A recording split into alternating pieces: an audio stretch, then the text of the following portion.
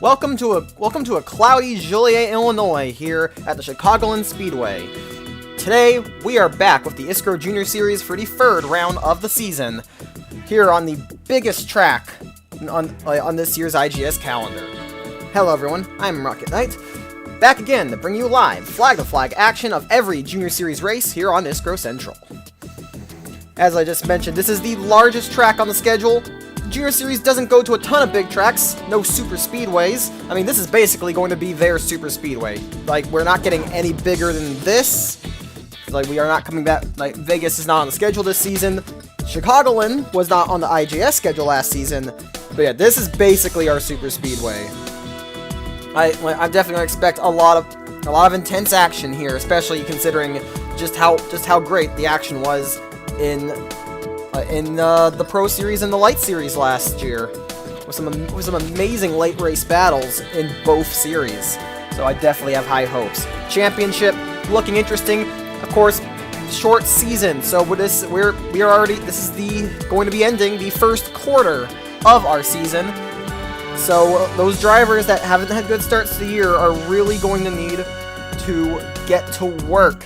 Most notably, drivers like Brett Moma, Axel Paulin, Francois Chastain, Brandon Morris, Hans Fischer. All heavy hitters that have had poor starts to the year. Brandon Barnes had a poor first race, but he brought it back with a second place run in Thompson. And he will definitely be looking to continue that momentum and try to look for a win here today, as he is on pole in car number 87. This is his second career pole, and he becomes only the second driver in the IGS to have more than one pole to their name. However, the last time he got a pole, it did not turn to a win. He definitely is going to want to fix that, as one of the big goals Honda set for him this season was to win a race. Austin Rogers, always a good qualifier, starts in his outside, looking for a good run today. Anthony Moore still trying to get momentum on his side. He had a good run last week, rolls off third today. Dale Cole Jr., he's been qualifying well pretty consistently in this number 3 car, but races have not turned out his way. He currently comes into Chicagoland last in the points. So I watch for him to try and make some noise. Hans Fischer, one of the drivers we just mentioned on the program, who's not had a good start to this season, and like, especially in the case of him, MoMA, and Morris, it's really not their fault. Races just haven't shook their way. Bad luck has stricken those guys. So, like, Fischer's qualified very well every race, and I expect him to be up front again. It's just a matter of if he can bring it home. Carla Violet, another driver who kind of struggles to bring it home, but she's shown potential, I think, and she's definitely been a good speedway racer. I'd keep an eye on this 53. Row 4 got Eric Reese in the 99, qualifying well for once. He didn't do too well qualifying in the first two rounds, and well, he's turning that around today. And finally, Francois Chastain, getting a good qualifying effort in the 7. Then right at your top 10, Alex Gray trying to bounce back from that unfortunate mechanical issue in Thompson that took him out. And Axel Paulin, who's trying to get momentum on his side. It's been a very, very rough start to the season for Paulin in that number 6. Then, of course, we see Haley Takoto back here. Yeah, drivers like, you see Takoto here, got Morris. Yeah. Faulkner and Takoto are the highest starting drivers in the championship fight. Treslin is on kind of the outside looking in, I would say, among the current contenders. Like these drivers, really these 5, really these 6 here, because there's Mitchell Carter as well. I expect those drivers to go flying through the field. I can definitely expect a lot of hard charging racing here on this racetrack here.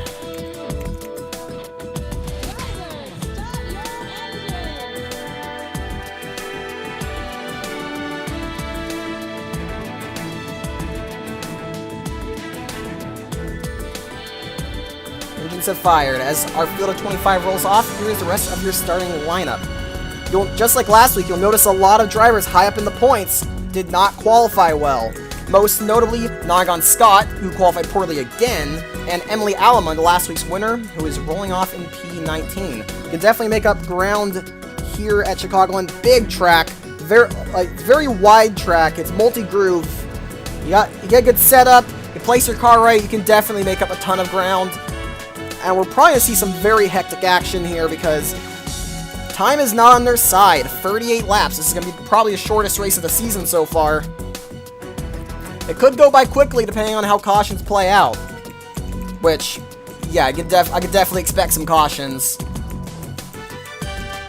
So keep an eye out for that. Barnes and Rogers, 2 sophomores from last year, still looking for their first career wins.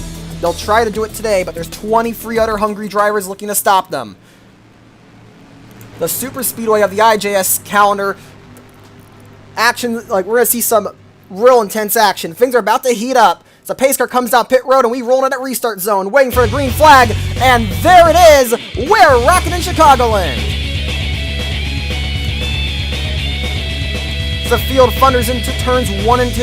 It's going to be Brandon Barnes peeking out ahead. Anthony Moore underneath the 01. It looks like Rogers kind of got bogged down a little bit. Moore's got help from Fisher. Don't be surprised we see some free wide moves right away. I see Alaman peeking back there. Not going to go for it this time. But there we got one in the back. Sakamoto making free wide there. And now we see a car peeking out the front. That's Takoto. Can't quite get it to stick.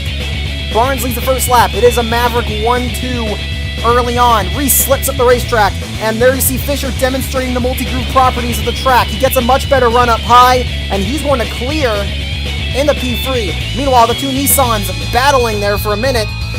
Ooh, Violet and Chastain up the racetrack there. Oh, that wall can really peek out. That can really sneak up on you. I saw a car go in the grass. That was the 45.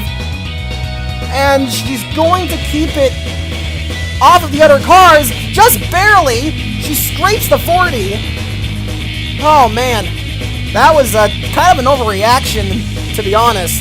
But it's young drivers. Sometimes they make mistakes. But that could have been pretty bad right there, not gonna lie. Right now it is still Barnes leading the way. And Morris behind him for now. Albert Fisher going to try to deny him here. Looking to take P2 away. And I think I see 4 wide there. That's Chastain, who's definitely made a reputation for aggression so far this season. MoMA riding it way up the racetrack. Oh, that turn 4 wall can really sneak up on you, and it shows right there as MoMA tagged it. Hopefully that doesn't affect his car too much. He really needs a good run today. Tresling trying to go for the middle there. Can't quite make it stick. Gray rim rides it up high. And once again, no, that's Paulin actually. No, I thought it was Chastain, but no, it's Paulin. The Mazdas are a little hard to tell apart sometimes. And still battle for second on, but we're watching this pack of cars because this could go wrong at any second with how they're racing. I think it's actually settling out a little bit now. Barnes leads the way. Fisher still trying to take second away from Moore, but the 83 looking pretty good on the higher groove. If I see 4 wide again, now it's Chastain making 4 wide. Man, you'd think these drivers would be a little scared going on a track so fast. It's the fastest track some of these guys have ever raced on, and no, they're not worried. It's pretty crazy to watch. I think Carla Violet was wishing they were maybe a little less aggressive, though, as she got the wall. MoMA rim riding it up high. We're definitely expecting to make up a lot of ground today, but so far stuck in traffic. We'll see if anybody's closing in on Barnes. Not yet. 87 looking very good early, but you know who's looking better? This 9 car, Brandon Morris, who set the fastest lap of the race last time by. And Morris has not had the start to the season he needed, and you can see I think the frustration shows with that kind of aggression right there, making 4 wide for P3. And he's definitely showed his prowess on speedways. While he hasn't won yet in his young career, he had a very strong performance in Paris last year where he almost won the race. I think he finished P2, led most of the race. Or no, was it Paulin? He was very strong that day, but just didn't pull out the P1. But he's very good on these types of tracks, and it's really showing right now. That 9 car is probably going to get up there. Very strong. Meanwhile, Treslin all over the back of the 99. There may be some contact there. I think he moved him, or he's just kind of peeking in and say, hey, I'm there. Look out. And this, wow, look at this group of cars, though. 3 wide, 2 rows deep. It's very intense. Alamund still trying to force their way up. Moma's stuck in traffic. He's not really made any progress since the start of the race. And that's kind of surprising, considering his track record on Speedways. Mitchell Carter's still stuck back here. Noggin Scott hasn't made a ton of progress since the start. As I look at the top, it looks like Anthony Moore is starting to close in on that 87. Barnes has led every lap so far, but I do not expect that to stay for the entire race. Ooh, almost in the wall for Paulin. Really riding that ragged edge up there. But he got a great run off, and now you see him escape from the pack behind. To say the least, it's very important to escape from this pack, because it's hard to really gain ground. Everyone's battling each other, and you're losing time. And the Mazda's Chastain has made it 3 wide like 2-3 times so far. He has been playing it so very aggressive, and I'm not sure how long he can keep that up before something goes wrong. Faulkner right in the middle of this too. Alamund and MoMA entering this battle as well. Meanwhile, Hans Fischer slowly dropping back. This is not what he wanted to see. He hasn't had a good start to the season. But I don't know if the 4 teams really set up the way they need to be here. Meanwhile, oh, that might be 4 wide. I think both the chevrons might force the issue. No, Alamund blocks the 47. And she's going to make a move instead. Oh, boy. This is just such a... I know I should be watching the battle for the lead, but it is just mesmerizing just how intense they're racing. But at the front, got the Roush Racing development cars entering the fray. Brandon Morris steals P2 away from Rogers. Moore is going to slip back. He's lost spots to Rogers and Ryan Reed. And that 9 car looking very, very good so far. Say at least Barnes may have led for as long as he has, but he better watch his rear view, because that 9 is coming and coming fast. And just to tell you how quick of a race this has been, we are already 1/3 of the way through. We're approaching halfway, which would be lap 19. And despite not even being that long, like, man, we've certainly had a full race of action so far. It has been crazy. Though it does get strung out a little bit. Oh, here we go. Brandon Morris looking underneath the 87. Barnes tries to defend up high, but that 9 is hooked on the bottom. Barnes gets a little bit of momentum, but they'll remain side by side in the 3 and 4, where the inside is better than it is in 1 and 2. And I think that's going to be all she wrote for the 87. And Brandon Morris, oh, Barnes hasn't given up, but Morris will lead that lap. Is Rogers thinking of going for the middle? No, he cuts underneath the 9. Barnes tries to run the high groove. That slowed up Morris a little bit. And he's still not clear. Now it's 3 wide for the lead. Ryan Reed trying to enter this fight. Colton Treslin's entered it. Reese and Paulin are hanging back, waiting for an opportunity. But now Barnes walks up the track and he's falling back now. Oh, he's not going to be happy about this turn of events, that's for sure. Sends it through the middle, trying to make up ground. He's gonna go for the middle, go by Moore. He had a great run for the middle. Oh, that's 4 wide. Yep, Treslin forced that one. Oh, man. This lead group is getting bigger and bigger. Oh, Moore in the wall. But yeah, this lead group is getting bigger and bigger, because look at all these guys. They're slowly entering the fight. Jensen Nolan, who stuck his nose in there real aggressively. We're halfway now. Alex Gray, like we got the top 12 trying to enter this fight here. There's Brett Moma in 13th. Where's Tristan Faulkner? He slipped all the way to the back. There is, like, he does not have anything today. That car is not driving like it should. So that's definitely big for the championship. Actually, a lot of things big for the championship. Nagon Scott, Mitchell Carter, they haven't made any progress either, and I think the frustration shows is 4 wide there from the 63. And I don't know if you're really getting out of this pack, to be honest, unless a caution comes out. Barnes has slipped back to P5, and it's gonna be frustrating for him if he can't pull this one off, because he's been wanting to win for a while, and as I mentioned earlier in the program, while competing for the championship is still the primary goal, like the big secondary goal that MWR set for Barnes was to win a race. They want to know that he's capable of winning at this early phase of his career. He certainly could do it, but he's definitely kind of struggled in the second part of races. That's still a big issue for the driver of the 87, and he's working on it, but I'm not sure he has it in him to go all the way today. Looking in the back, Brett Moma still looking for some points this season. It's been a rough first 2 races. He's trying to get into the top 10 here. And right now, I think he's in 11th. He's in this battle, and he's got Alleman pushing him, and that's definitely a pusher you want.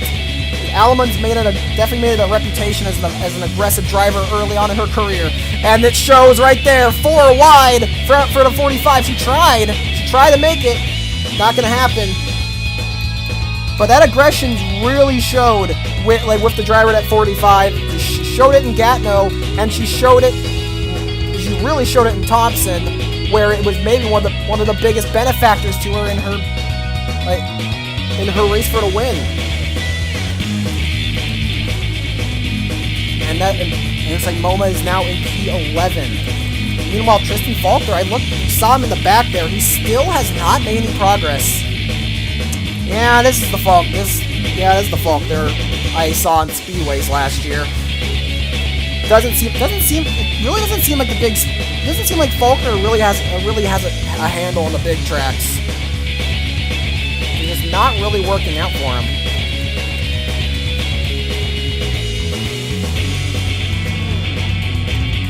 Alright, things are starting to kick off at the front here. It was single file for a few laps, but now we're seeing some moves tried. Reed's trying one, so is Brandon Barnes. Still trying to get around that 41 of Colton Treslin, who's looking to cement his name in the title fight. He was very quiet. Treslin was very quiet last year. Didn't actually fight for the win that often. I think he only got like 1 top 5, but he was a solid, consistent driver who came home with a top 5 points finish. And this year, he's definitely had a good start of things and trying to show that he could fight for this title. Meanwhile, Morris has been caught. Austin Rogers going for the lead here. We're approaching 10 laps to go. It's 12 to go this time. Ooh, squeezes the 9 up the racetrack a little. I saw Paulin walking it up. Oh, look at Reed. Reed almost got into the 9. And he is not going to go with his teammate. He wants to lead. Try and get his first win, and that battling is bringing Treslin Barnes into the fray. Rogers is now at the front of the field. Now, Rogers also didn't really fight for wins that much. He was a fantastic qualifier.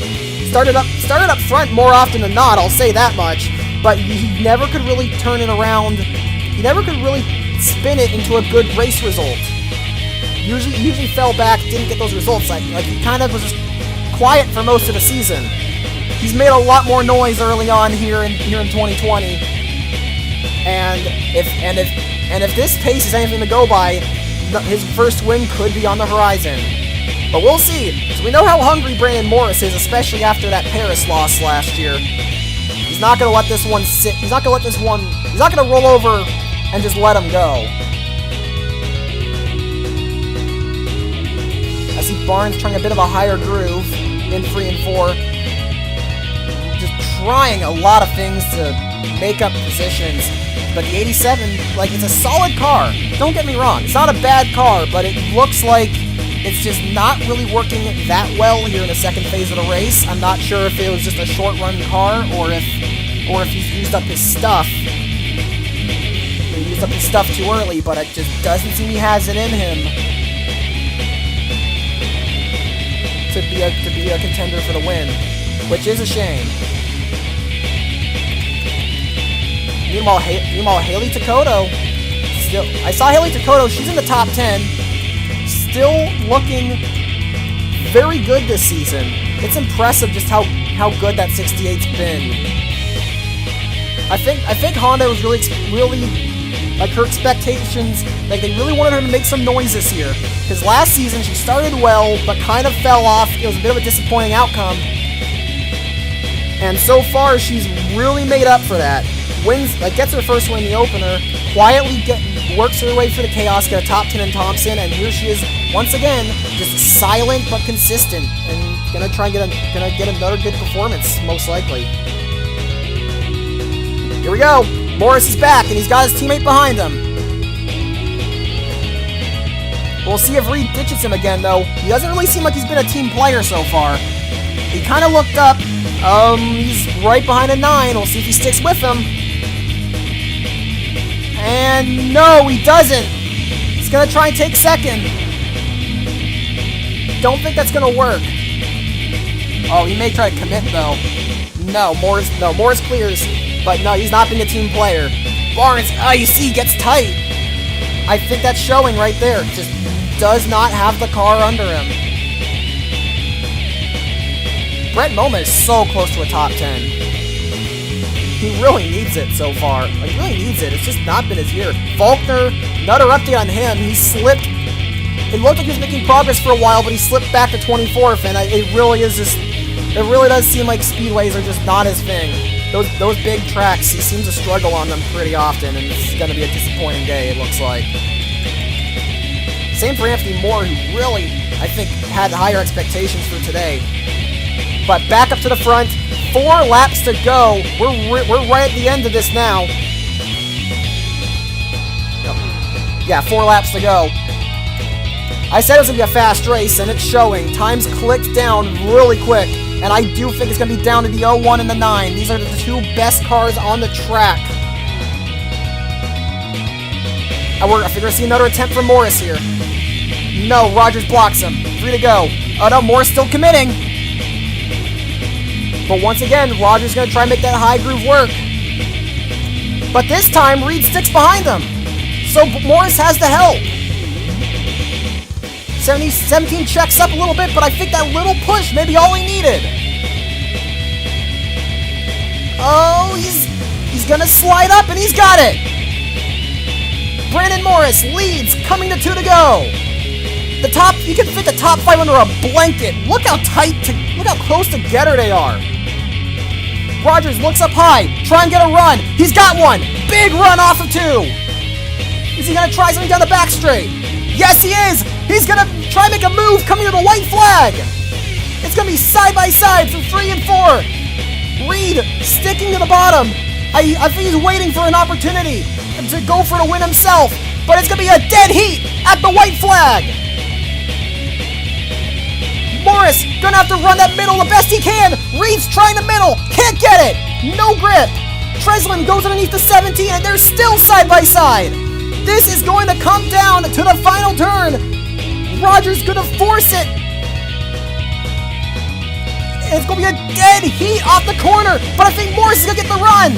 And he rounds the foul corner. Yes! It's going to be win number 1 here for Brandon Morris. Takes the good job from the 9. And what a battle. But Brandon Morris, after his heartbreak in Paris last year, he shows that he's for real, and he gets his first career win here in the ISCRO Junior Series. What a battle! That was just fantastic. See Austin Rogers so close, couldn't make it happen, but wow, he really gave it his all. That was a spirited battle between 2 young drivers. But yeah, we got another sophomore who went winless last year scores his first career win today. Congratulations to Brandon Morris. As Brandon Morris is gonna go celebrate his win, congratulations to him. It was a fantastic win, and gonna get the momentum going after a rough first 2 races. Like, this will definitely get that 9-team season on track. Austin Rogers comes up short. It's a valiant effort. He really gave it all he had, but it just wasn't enough. Colton Treslin, with another great performance, potentially solidifies his spot in the title race. And Ryan Reed with another great performance for that rookie in P4. Brandon Barnes, disappointed that he didn't get a win. He slipped off, fell off in the later part again. However, he did lead the most laps, so with all those bonus points, I'd say he definitely is still gaining a ton of ground in the title hunt. Alex Gray bounces back from Thompson with another top 10. Axel Paulin finally gets something going with a top 10 in 7th. Haley Takoto, another good finish in 8th. Jensen Nolan gets his first top 10, and Emily Alamund from P19 gets another good finish as well. Good stuff there. And Takoto does hold on to the point lead. Alamund's still second in the points, but it's now Colton Treslin P3 in the championship. It's Austin Rogers up to 4th. Brandon Barnes is now in 5th. Alex Gray 6th. Mitchell Carter is down to 7th. Nagan Scott in 8th. Brandon Morris, with his win, jumps all the way up 10 spots to 9th. And Ryan Reed, another rookie, ranked your top 10. Tristan Faulkner, with a dreadful performance today, drops out of the top 10, and that tells you how tight junior points can be. And the 26 team, they're definitely very frustrated with that outcome, and they'll have a lot of work to do to try and figure out what went wrong. But man, what a thriller here in Chicagoland. That was a fantastic race from start to finish, with an incredible battle for the win, and it is one of our sophomores, Brandon Morris, who comes out on top, the 9th different winner in the junior series, driving car number 9. That will be it for this week. Be sure to stick around next time, where the stars of the junior series will head to Nazareth in Pennsylvania. Second short track on the calendar, and the final race during the Can-Am Tour races will probably become a little more sparse once we start going international, but we do still have some races planned during the European Tour. So stick around for that. We got some good action coming up. Thank you all for watching. I have been Rocket Knight. It's been a production of ISCRO Central. I am signing off, and I will see y'all next time.